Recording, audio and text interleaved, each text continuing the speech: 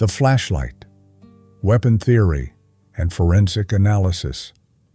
We've traced pineapple that collapsed timelines and practice notes that revealed extended presence. We've examined numbers that exposed insider knowledge and handwriting that couldn't be excluded. And now we need to pause at something that sits so ordinary, so unremarkable in the landscape of household objects that it almost disappears into the background of the crime scene photographs. We need to think about a flashlight. Not just any flashlight, but the one found on the kitchen counter that morning. A large, heavy mag light, the kind designed for serious illumination, the kind with enough weight and heft that it becomes more than just a light source. It becomes an object with presence, with mass, with the potential to be something other than what it was designed to be. And here's what whispers from the forensic reports, from the photographs, from the questions that were asked and then somehow became quieter as investigation progressed.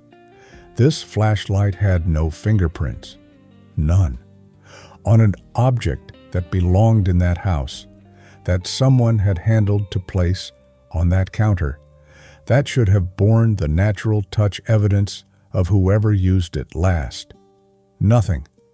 Just clean surfaces where prints should have been, creating one more rupture in the narrative, one more detail that refuses to sit comfortably in the explanations we've been given. Let's establish what we understand about fingerprints and household objects before we begin to interpret what their absence means. From a forensic perspective, we leave traces of ourselves on everything we touch. The oils and residue from our skin transfer to surfaces, creating ridge patterns that are unique and identifiable. This isn't something we can prevent through normal handling. It happens automatically, unconsciously, every time we grasp or touch an object. And flashlights, with their cylindrical shape and the grip required to hold them, are particularly good at preserving fingerprint evidence. The smooth metal or plastic surface provides an ideal substrate for print transfer. The way we naturally grasp such objects, firm grip, multiple contact points, creates conditions for clear print deposition. So, when a flashlight is found in a home where it belonged, where family members would have handled it routinely, the absence of any fingerprints isn't just unusual, it's anomalous, requiring explanation beyond simple chance or natural degradation of prints over time. Theme 1. The architecture of absence. What missing fingerprints reveal. When we think about the absence of fingerprints, we need to think about what creates that absence. From a logical perspective, there are limited explanations. Either no one handled the flashlight recently enough for prints to remain detectable, but flashlights don't migrate to kitchen counters on their own, someone placed it there. Or prints were present but degraded naturally over time, but the flashlight was found the morning of the incident, and natural degradation wouldn't typically eliminate all traces that quickly. Or someone deliberately removed the prints, wiped the surface clean in a way that eliminated the evidence of who had handled it. And when we examine which of these explanations make sense given the totality of circumstances, when we consider what the flashlight's presence on that counter means and what the absence of prints tells us about consciousness and intent, we find ourselves looking at evidence that becomes more significant the longer we sit with it. Let's think about what wiping an object clean requires psychologically. From a psychological perspective, removing fingerprints is an act of consciousness about evidence. It requires awareness that prints exist, that they can identify handlers, that their presence might create problems that their absence would solve. This isn't the kind of thing people do unconsciously or without reason. When we wipe surfaces in normal household cleaning, we're not thinking about fingerprints. We're thinking about dirt, about appearance, about general cleanliness. But when we wipe an object specifically to remove identifying traces, we're operating from a different mindset. We're thinking about investigation, about what will be examined, about what connections investigators might make if they can determine who handled an object. This level of consciousness about forensic evidence doesn't emerge naturally from innocent circumstances. It emerges from understanding that what happened will be investigated, that evidence will be examined, that connections between people and objects might need to be obscured. From a criminological perspective, let's consider when criminals wipe weapons or objects used in the commission of their actions. It happens when they understand the object's role in what occurred, when they recognize that prints on that object would connect them to events they need to distance themselves from. An intruder breaking into a house with their own flashlight would simply take it with them when they left. No need to wipe it, no reason to leave it behind at all. But someone who used a household object, someone who couldn't simply remove it because its absence would be noticed, or because removing it would require explanations they weren't prepared to give, might instead wipe it clean. Eliminate the evidence of handling while leaving the object in a location where its presence would seem unremarkable. This pattern, object remaining but prints removed, tells us something about the handler's relationship to that house and to that object. They couldn't remove it, but they could remove the traces of their interaction with it. Now let's consider the location where the flashlight was found, on the kitchen counter near where other evidence clustered. From an anthropological perspective, objects in kitchens have their places.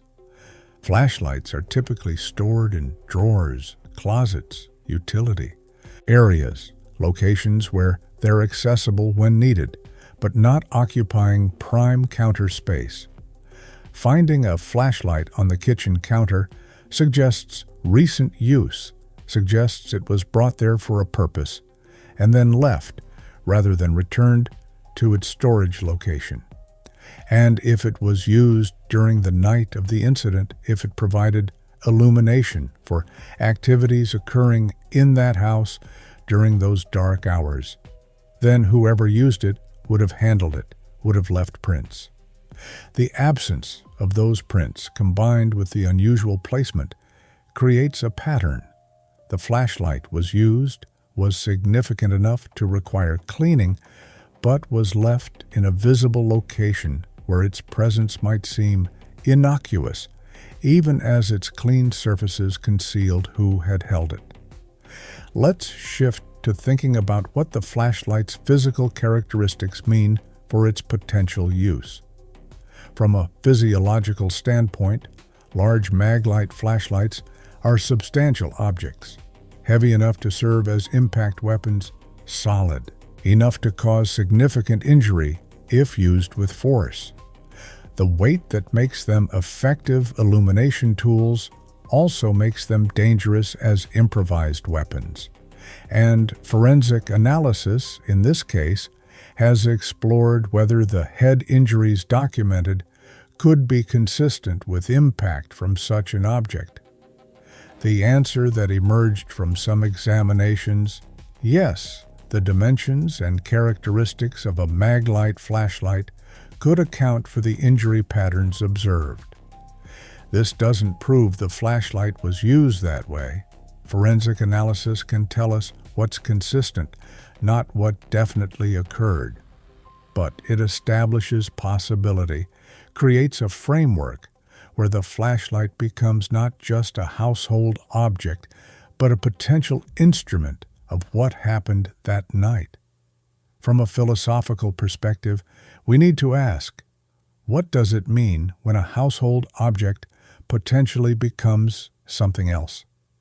The flashlight existed in that house for its intended purpose, providing light during power outages, illuminating dark spaces, serving the normal needs of family life.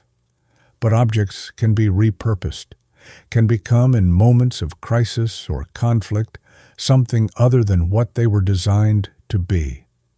A flashlight becomes a weapon when held with different intent, when swung with force rather than simply carried for illumination. And if that transformation occurred, if an object meant for one purpose served another terrible purpose during those hours, then the consciousness of the person who used it would shift as well. No longer just using a household tool, but doing something that required concealment, that required removing evidence, that required careful staging to redirect investigation away from what the object had actually been used for. From a criminological standpoint, let's consider what the combination of characteristics tells us. A flashlight, found in an unusual location, bearing no fingerprints, potentially consistent with injury patterns, in a house where something terrible occurred during nighttime hours when illumination might have been needed. Each element individually might have innocent explanation, but the pattern they create together becomes harder to explain away through coincidence. The flashlight was used. Its location tells us that. It was cleaned. The absence of prints tells us that. And its characteristics are consistent with the kind of object that could have been involved in what occurred. From every analytical perspective, logical, philosophical, psychological, physiological, forensic, anthropological, and criminological, the flashlight asks to be considered not just as passive evidence, but as potential participant in events, an object whose clean surfaces and careful placement reveal consciousness about evidence and intent to obscure what role it might have played. So when we step back and consider the architecture of absence, what missing fingerprints reveal about consciousness and cleaning, what location tells us about use and staging, what physical characteristics suggest about potential role, we're looking at evidence that refuses simple dismissal. The flashlight sat on that counter as testimony to use without acknowledgement, to handling without leaving traces, to presence without explanation. It whispers about someone who understood enough about evidence to remove what would connect them to the object, who had the time and the access to accomplish that cleaning, who could leave the flashlight in a visible location because they knew its clean surfaces would reveal nothing, even as its presence might suggest everything. The absence of fingerprints isn't neutral. It's evidence of consciousness, of deliberate action, of someone operating with awareness about investigation and what needed to be concealed. And that consciousness, that deliberate removal of identifying traces, becomes one more thread in the pattern we've been tracing. The pattern of staging, of extended presence, of someone who wasn't an intruder passing through, but was embedded in that house with the time and the knowledge and the terrible necessity to clean away evidence that would reveal too much about what happened during those hours when the impossible had to be processed and decisions had to be made about what came next. Theme 2, the pattern of cleaning, what gets wiped and what doesn't. We've established that the flashlight bore no fingerprints, and now We need to think about what this tells us when we consider the broader pattern of what was cleaned and what wasn't. Because if someone was wiping surfaces to remove prints, if they understood enough about evidence to engage in that kind of cleaning, we would expect to see a pattern, a consistency in what received attention and what didn't. From a forensic perspective, crime scene cleaning rarely happens comprehensively. People operating under stress, processing trauma, managing the terrible aftermath of what occurred, don't typically engage in thorough, methodical evidence elimination. They focus on the things that feel most problematic, most directly connecting them to what happened. And the selectivity of what gets cleaned versus what gets left alone tells us something about what the cleaner understood to be dangerous to leave untouched. Let's think about what other surfaces in that house bore prints and what that reveals. From a criminological perspective, if an intruder had been present, we would expect to find unidentified prints on entry points, on surfaces they touched navigating the house, on objects they handled during whatever they did there. But what was actually found was more complex, prints that belonged to family members in locations consistent with normal household activity, and notable absences where prints should have existed but didn't. The flashlight was one such absence. Were there others? Did the pattern of cleaned versus uncleaned surfaces reveal a consciousness about what needed attention and what could be left alone, because it wouldn't create problematic connections? From a psychological standpoint, selective cleaning suggests selective awareness about evidence, understanding that some objects or surfaces carried forensic significance while others didn't, and having the presence of mind, even in crisis, to focus attention where it mattered most. From an anthropological lens, we need to understand that people's relationships to objects in their homes shape how they think about those objects under stress. A flashlight that had always been just a flashlight, a utility object, something used for its designed purpose, wouldn't naturally seem like something requiring evidence elimination unless its role had changed, unless it had become something other than what it had always been. The fact that someone apparently understood the flashlight needed cleaning suggests they knew or suspected its role in what occurred, knew it had served a purpose that couldn't be acknowledged, that its surface might tell a story they needed to remain untold. This level of specific consciousness about a specific object tells us the cleaning wasn't random or comprehensive. It was targeted, focused on an object whose significance the cleaner understood. Now let's consider what the act of cleaning reveals about timeline and opportunity. From a physiological perspective, wiping an object thoroughly enough to remove all fingerprints takes time. Not extensive time, but focused time, attention to ensuring surfaces are properly cleaned, perhaps multiple passes to ensure complete removal of prints. And that time has to fit somewhere in the timeline of that night, has to occur during the same hours when all the other staging elements were being managed. So we're not just talking about someone who understood the flashlight needed cleaning. We're talking about someone who had the time to accomplish that cleaning during hours, when, according to the official narrative, everyone was asleep or frantically dealing with discovery of what had happened.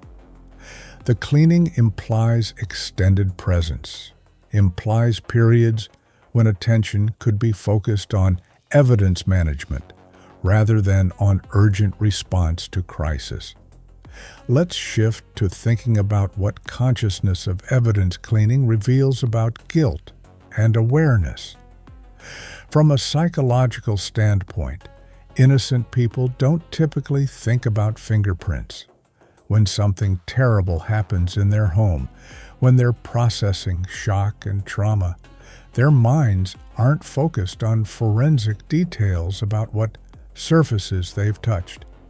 But someone who has knowledge they need to conceal, someone who understands their handling of certain objects, might connect them to what occurred in ways they can't afford to have revealed, might very well think about prints, might understand that clean surfaces serve their interests better than surfaces bearing the natural traces of handling.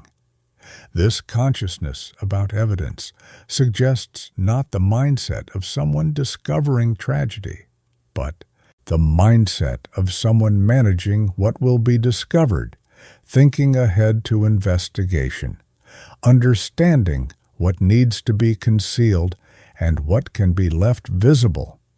From a philosophical perspective, we need to ask, what's the difference between cleaning that happens as part of normal household maintenance and cleaning that happens as evidence elimination?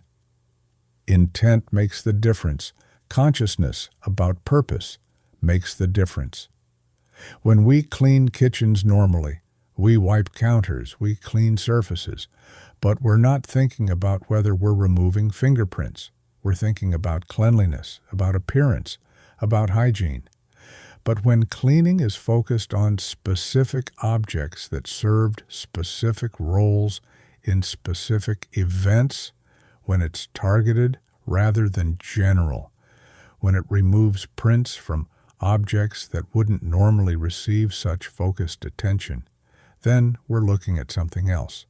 We're looking at evidence consciousness, at someone operating with awareness about investigation and forensic examination, at cleaning that serves purposes beyond hygiene or appearance. From a criminological standpoint, let's consider what the pattern of cleaning tells us about who could have done it. Someone with enough time to focus on specific objects. Someone with knowledge about which objects mattered forensically. Someone with access to move through the house cleaning surfaces without that activity itself being unusual or suspicious. Someone embedded enough in the household that their presence in various locations, handling various objects for various purposes, wouldn't require explanation. An intruder wouldn't have this kind of access or time. Someone passing through couldn't engage in selective, thoughtful evidence elimination. But someone who lived there, who had hours during the night to manage staging, who understood what investigation would examine and what needed to be concealed, that person could accomplish exactly what the evidence suggests occurred. Targeted, cleaning of specific objects while leaving other surfaces untouched, creating a pattern that reveals not panic, but calculation, not chaos, but deliberate evidence management. So when we consider the pattern of cleaning, what got wiped and what didn't, what consciousness that selectivity reveals, what access and time it required, we're seeing evidence that compounds what the flashlight's clean surfaces already suggested. From every analytical perspective, logical, philosophical, psychological, physiological, forensic, anthropological, and criminological, the pattern tells us about someone operating with awareness about evidence, with time to focus on specific objects, with understanding about what needed to be concealed. The flashlight didn't clean itself. Someone wiped it deliberately. Someone who knew or suspected its role. Someone with the presence of mind, even in crisis, to understand that clean surfaces served their interests better than surfaces bearing natural traces of handling, and that someone, based on everything we know about opportunity and access and the timeline of that night wasn't an intruder passing through. It was someone embedded in that house, someone for whom moving through spaces, cleaning surfaces, wasn't unusual, someone who had the terrible knowledge that made such cleaning necessary and the extended time that made it possible. Theme 3. The placement question. What location tells about consciousness? We've examined the absence of prints and the pattern of cleaning, and now we need to confront what the flashlight's placement on that kitchen counter tells us about consciousness and staging. Because objects don't just end up in locations randomly. They're placed there, left there, positioned through human agency. And where objects end up after events occur tells us something about the mind that positioned them, about what that person was thinking, about whether placement was conscious staging, or simply where the object happened to be when everything stopped. From a forensic perspective, object placement becomes evidence when we ask not just where something was found, but why it was there, what sequence of events would result in that placement, what the location reveals about use and intent. Let's think about what it means that the flashlight was found on the kitchen counter specifically. From an anthropological perspective, kitchen counters serve particular functions in homes. They're work surfaces, temporary resting places for objects in active use, transition zones where things land when they're being moved from one location to another. They're not typically storage locations for flashlights. If someone used a flashlight during the night and then was finished with it, the natural inclination would be to return it to wherever it's normally kept, a drawer, a closet, its designated spot. Leaving it on the counter suggests either the person was interrupted before returning it, or the placement was deliberate, or the person simply didn't think about storage because other concerns were dominating attention. And each of these possibilities tells us something different about the circumstances under which the flashlight ended up where it was found. From a psychological standpoint, let's consider what deliberate placement would mean. If someone understood the flashlight had served a role they couldn't acknowledge, if they had cleaned it to remove identifying prints, what would they do with it next? Hiding it might create more problems than it solved. Its absence might be noticed, might prompt questions about where it went. But leaving it in a highly visible, ordinary location, on the kitchen counter where household objects often temporarily rest, might serve a purpose. It's visible, apparently innocuous, suggesting recent use, but not concealing that use. The placement says, yes, the flashlight was used, but for normal purposes, nothing requiring concealment beyond the routine cleaning that might explain the absence of prints. This kind of calculated visibility, this positioning of evidence in plain sight, reflects a particular kind of staging consciousness, understanding that concealment can draw attention, while visibility, in mundane contexts, can deflect it. Now let's consider timing and what it tells us about when placement occurred. From a physiological perspective, if the flashlight was used during the hours when terrible events were unfolding, when did it transition from being used to being placed on that counter? If it was used to provide illumination during staging activities, writing the note, moving through the house, managing various elements of what needed to be done, then it would have remained in use for extended periods.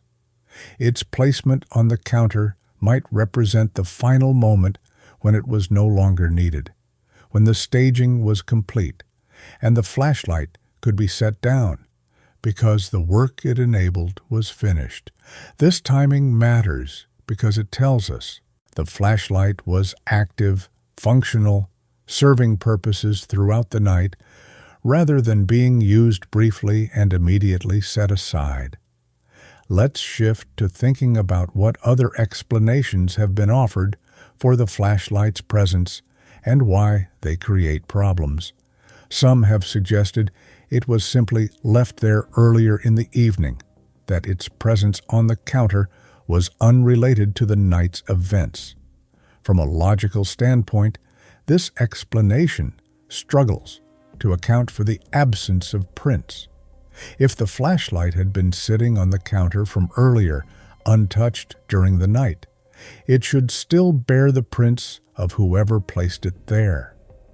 The clean surfaces suggest more recent handling that occurred with consciousness about not leaving traces. Other explanations suggest an intruder brought their own flashlight. But then, why would a household flashlight be on the counter with no prints? Why would an intruder's flashlight end up in that specific location? Each alternative explanation creates as many questions as it answers, leaving us with the uncomfortable recognition that the simplest explanation might be the one we least want to face. From an anthropological lens, we can examine how staging typically handles objects that served roles in what occurred. Sometimes objects are removed, taken away, hidden, disposed of to eliminate evidence of their involvement.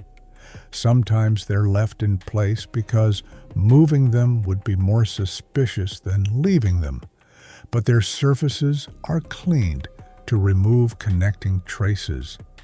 And sometimes they're positioned deliberately to create impressions, placed where they'll be found, where they suggest certain narratives, while obscuring others.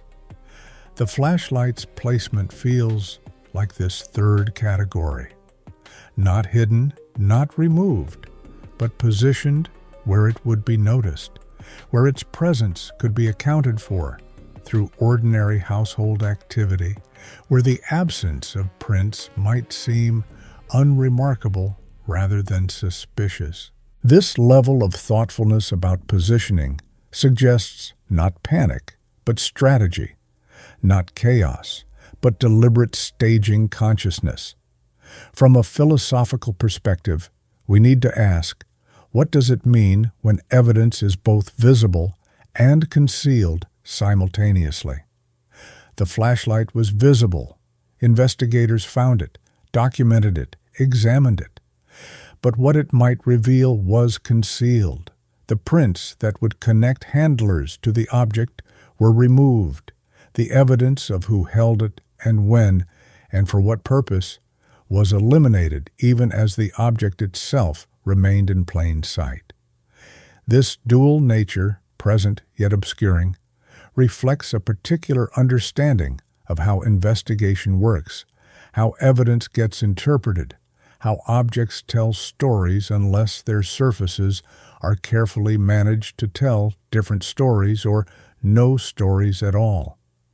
Someone positioned that flashlight with understanding about what would and wouldn't be examined, what would and wouldn't connect handlers to events, what presence in mundane locations could accomplish in terms of deflecting rather than attracting investigative attention. So when we consider the placement question, why the flashlight was on that kitchen counter, what that location tells us about use and timing, what consciousness about evidence the positioning reveals, we see the culmination of everything the flashlight evidence suggests. From every analytical perspective, logical, philosophical, psychological, physiological, forensic, anthropological, and criminological, the placement becomes one more element in a pattern of staging and consciousness and deliberate evidence management. The flashlight sat where it would be noticed, but where its presence wouldn't seem remarkable. its clean surfaces preventing the very connections its visibility might otherwise enable.